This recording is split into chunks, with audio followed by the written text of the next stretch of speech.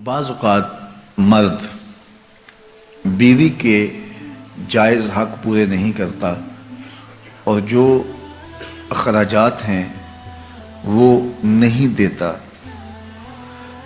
तो इससे ख़ानदानों के दरमियान भी तफावत पैदा होता है और ज़ौजैन के दरमियान भी इख्तलाफ जन्म लेता है।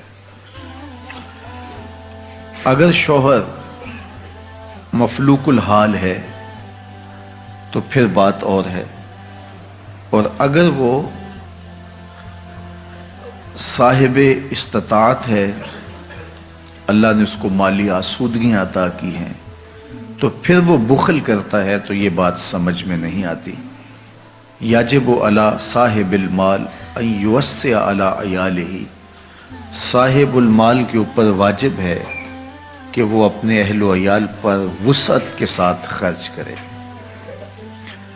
और ये मामला वहाँ ज़्यादा पेश आता है जहाँ एक आसूदा हाल ख़ानदान से लड़की किसी दूसरे ख़ानदान में ब्याही जाती है और यहाँ आसूदगी के बावजूद बुखल से काम लिया जाता है, तो फिर तनाव पैदा होता है और लड़ाई बढ़ जाए तो नौबत तलाक तक भी पहुँच जाती है।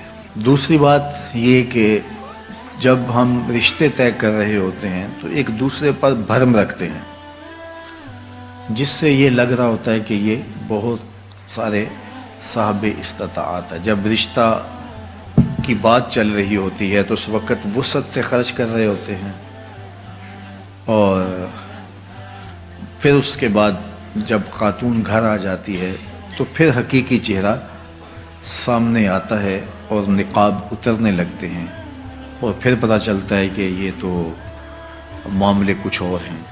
तो एक तो खातून को उसके ख़ानदान को धचका लगता है कि इन्होंने हमें चेहरा क्या दिखाया था और अंदर से निकला क्या, और दूसरा फिर वो मज़ीद बुखल से जब काम लेते हैं तो फिर लड़ाई की नौबत आती है। तो मेरा ख्याल है कि जब भी रिश्ता तय किया जाए तो सारी सूरत हाल फ़रीक़ैन के सामने होनी चाहिए ताकि वो अपनी मर्ज़ी के मुताबिक फ़ैसला करे। और शरीयत ने जो हमें कुफ़ बराबरी का कहा है तो उसकी हिकमत भी यही है। जब ख़ानदान बराबर का होगा तो उसका निबाह होना मुमकिन है। दोनों के जब मुआशरती मुकाम में फ़र्क होगा तो अगर बीवी फ़ाइक है तो वो शौहर को ग़ुलाम बनाने की कोशिश में लग जाएगी और अपने माँ बाप की दौलत व सरवत की बुनियाद पर उसको नीचा दिखाने की कोशिश करेगी, और मर्द की फितरत में ये है नहीं है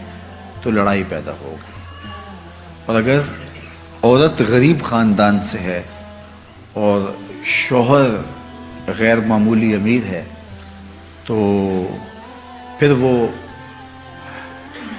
अपने ससुरालियों के साथ रवैया और अंदाज का रखेगा और बीवी के साथ भी उसका रवैया और तरह का होगा कि ये मेरे मरहून मिन्नत हैं। तो फिर उसका नतीजा ये होगा कि बोझ बढ़ता चला जाएगा और ख़ानदान टूट जाएंगे। इसलिए अपने जैसे लोग ही तलाश करने चाहिए ताकि ये बोझ दरमियान में ना हो।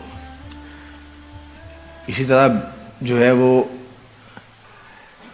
ख़ातून इंतहाई दीनदार है और जो लड़का है वो इंतहाई दुनियादार है, या इसके बरक्स कि लड़का इंतहाई दीनदार है और ख़ातून इंतहाई दुनियादार, तो फिर भी निभा नहीं होगा। ख़ातून की आरज़ू होगी कि मैं निकाब में रहूं, शरी पर्दे में रहूं, और शौहर कहेगा कि ये बेपर्दा हो कि मेरे दोस्तों के साथ मुलाकात करे, हम खाना खाने जाएं और हम पार्क में टहलें, और औरत का हया उसकी शर्म माने होगी, तो इससे तनाव पैदा होगा। और इसी तरह इसके बरक्स कि औरत अगर जो है वो खुले डुले माहौल से आई है तो मर्द कभी नहीं चाहेगा कि मेरी औरत, मेरी बीवी जो है वो बेपर्दा रहे, और उसका तकाजा होगा कि मेरा शौहर मेरे साथ चले, हम घूमने भी जाएं, हम सैर भी करें और बेपर्दा भी रहें, और ये मामला फिर दोनों के दरमियान तनाव का सबब होगा। इसलिए कुफ़ में